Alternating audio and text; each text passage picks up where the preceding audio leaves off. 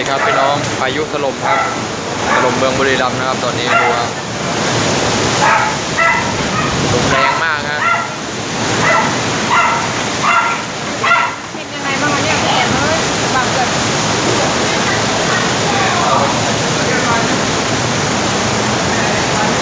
ดูครับลมแรงมากครับพี่น้อง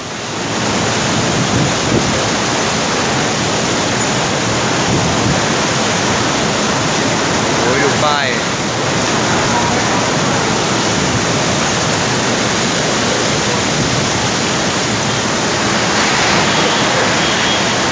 อุ้ยอะไรพังรถผมหรือเปล่าน่ะ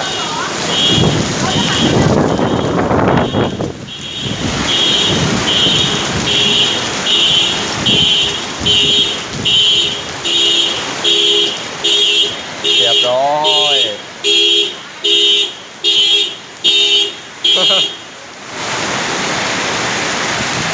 ผมโดน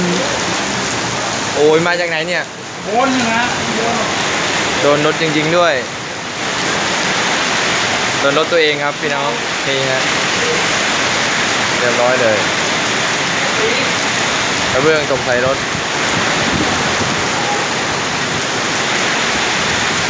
หลังคายุบเลยครับด้านบน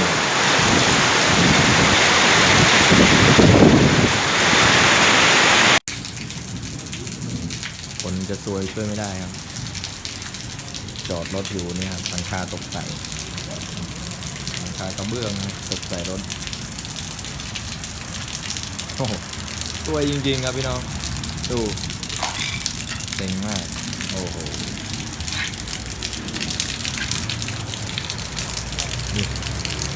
นี่ก็นี่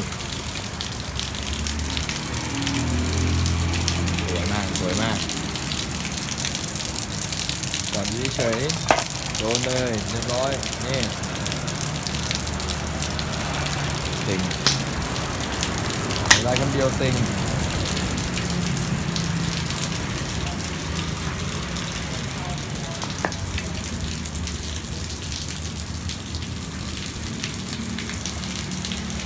หลังคาเรียบร้อยครับหลังคาอยู่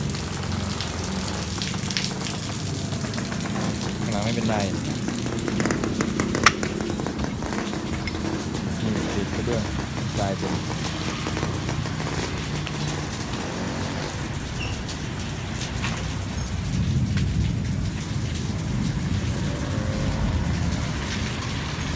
แล้วก็ตรงนี้ไม่เป็นไรนะครับ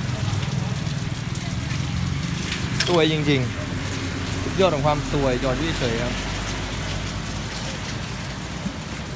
หลังคามาจากด้านบนนู่นโอ้โหสุดยอดแทงหวยวันนี้จัดเลยนี่เละครับเละดูสภาพครับเละนี่มาอีกคันหนึ่ง